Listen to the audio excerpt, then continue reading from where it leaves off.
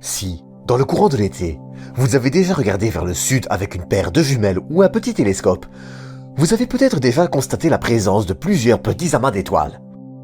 Ces amas sont respectivement les nébuleuses Messier 24, 17 et 16. Voici d'ailleurs une photo reprenant les 3 nébuleuses prises par le VST, le télescope de sondage du VLT. Messier 16 pique votre curiosité? Eh bien ça tombe bien, car la nébuleuse de l'Aigle, c'est son nom, et ses piliers de la création seront justement au cœur de ce nouvel épisode du ciel vu de la Terre. Générique.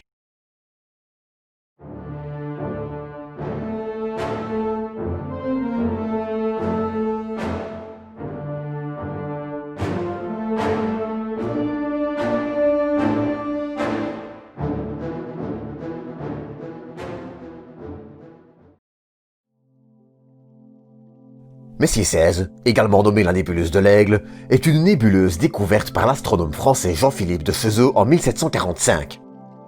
Charles Messier l'ajoutera ensuite à son catalogue en 1764.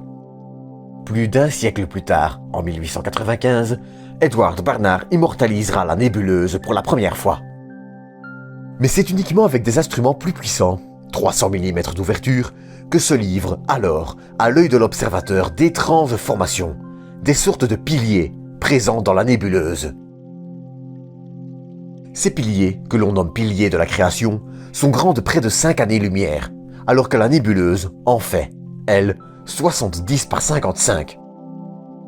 Située à 7000 années-lumière d'ici, la nébuleuse est ce que l'on nomme une région HAF2. Une région HAF2 est, pour résumer, simplement une nébuleuse dont l'hydrogène est ionisé. Cette ionisation se produit simplement par le rayonnement de nombreuses étoiles qui constituent la nébuleuse.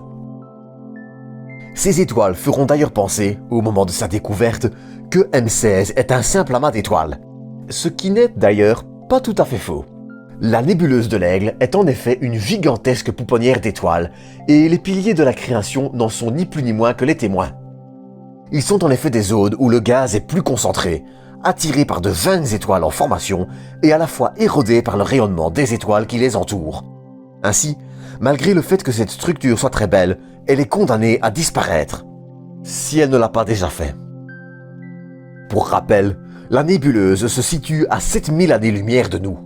Cela signifie donc que nous la voyons actuellement telle qu'elle était il y a 7 millénaires. Seulement, entre guillemets, 3000 ans après l'apparition de l'agriculture. La découverte d'un nuage de gaz semblable à l'onde de choc d'une supernova, découverte réalisée par le télescope spatial Spitzer, semble indiquer qu'il est possible que ces piliers aient tout simplement été soufflés il y a de cela 6000 ans. Bien que cette constatation soit assez triste, il faut le reconnaître, ne soyons pas trop tristes non plus. Cette destruction n'est qu'une théorie, valable certes, et même dans ce scénario, il faudra encore attendre 1000 ans pour que cette formation singulière disparaisse de notre ciel, pour laisser place à une nébuleuse plus uniforme. Cela signifie, donc, que nous pourrons encore profiter très longtemps des piliers de la création. D'ailleurs, en les regardant de plus près, ils peuvent sembler assez plats et peu larges. Afin de vous donner une meilleure vue d'ensemble, les images de l'ESO, l'Observatoire européen austral que vous voyez actuellement, montrent ces piliers en 3 dimensions et permettent de mieux en appréhender l'apparence et les dimensions. Bien que ces images soient très belles, la photographie des piliers de la création réalisée en 1995 par le télescope spatial Hubble, et bien d'autres instruments depuis, aura réussi à s'ancrer dans l'esprit collectif. Qui n'a jamais vu cette photo ? Dans un livre, un article, une vidéo ou n'importe quel autre support. Personnellement, et je ne suis pas le seul, cette image aurait été l'une de celles qui, dans mon enfance, m'aura suffisamment marqué pour être partiellement responsable de l'existence de cette chaîne. Les piliers de la création ont ainsi réussi à être l'une de ces rares photos à bercer notre enfance, à nous faire rêver et à nous faire contempler l'immensité de l'univers. Ils sont à la fois, et malgré leur fragilité, un symbole de grandeur et de force. Mais il n'y a pas que les piliers de la création qui méritent notre attention. Ce filament de gaz, lui aussi en train de s'éroder, mesure, quant à lui, plus de 9 années-lumière de long.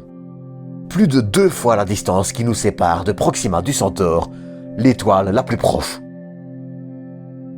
Pour terminer cet épisode, et si vous désirez observer la nébuleuse de l'Aigle, il vous faudra vous munir au minimum d'une bonne paire de jumelles. Pour la trouver, le plus simple est de repérer la constellation de l'écu de Sobieski et de rechercher l'étoile Gamma Scuti qui forme son coin inférieur gauche. Une fois que vous l'aurez repérée, il ne vous restera plus qu'à vous décaler finement vers la gauche pour trouver un petit amas d'une dizaine d'étoiles. Ce sont celles de M16.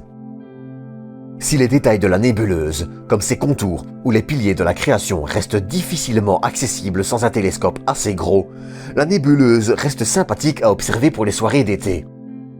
Il faudra malheureusement se tourner vers l'astrophotographie pour espérer capturer les piliers de la création et observer des détails de la nébuleuse. L'empilement d'une vingtaine d'images de 15 secondes à 3200 ISO, avec un télescope de 150 mm, permet déjà d'en voir quelques détails, malgré le fait que j'ai très mal choisi mes paramètres. Et que j'utilise un Canon EOS 500D qui n'est pas nécessairement le champion pour l'astrophotographie. Vous l'aurez donc compris, facile à photographier, sympathique à observer, la nébuleuse de l'Aigle reste l'un des incontournables du ciel d'été. Sur ce, c'est sur ceci qu'on va se quitter pour aujourd'hui. J'espère que l'épisode vous aura plu. Si c'est le cas, n'hésitez pas à le liker, commenter, partager ainsi qu'à vous abonner en activant la cloche. Quant à moi, je vous donne rendez-vous dans quelques jours pour une nouvelle vidéo. D'ici là, prenez soin de vous, prenez soin des autres et à bientôt pour une nouvelle dose d'espace.